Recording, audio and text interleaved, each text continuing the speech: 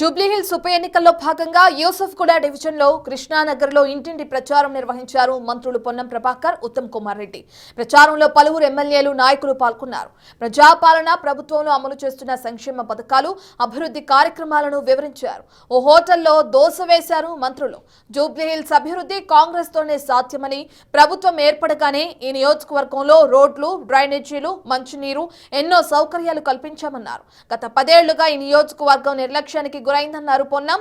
జూబ్లీహిల్స్ ఎన్నికల కోసం కిషన్ రెడ్డి, బీఆర్ఎస్ కలిసి డ్రామాలాడుతున్నాయన్నారు. యువకుడు, విద్యావంతుడు, స్థానికుడు నవీన్ యాదవ్ ను గెలిపించాలని కోరారు.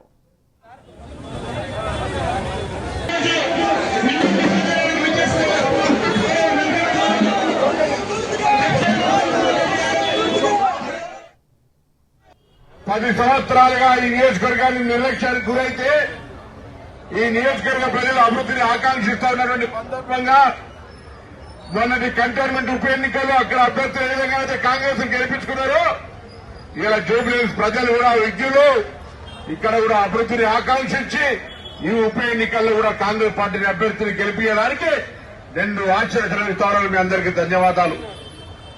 10 సంవత్సరాలుగా వెయిట్ చేసిన రేషన్ కార్డు రాలే, 200 యూనిట్ల ఉచిత విద్యుత్, సన్న బియ్యం, మహిళల సిద్ధంగా బస్ సౌకర్యం కలిగజేస్తా ఉన్నాం.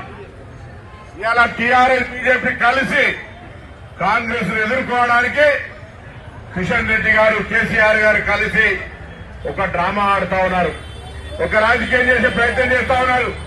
నేను అడుగుతా ఉన్నా, ఇక్కడ స్థానిక కిషన్ రెడ్డి మంత్రి, భారతీయ జనతా పార్టీ కేంద్రంలో అధికారంలో ఉన్నది. ఈ జూబ్లీహిల్స్ నియోజకవర్గానికి పార్లమెంట్ సభ్యుడిగా, కేంద్ర మంత్రిగా ఎన్ని నిధులు తీసుకొచ్చినో చర్చకు సిద్ధమని అడుగుతా ఉన్నాం. ఇలా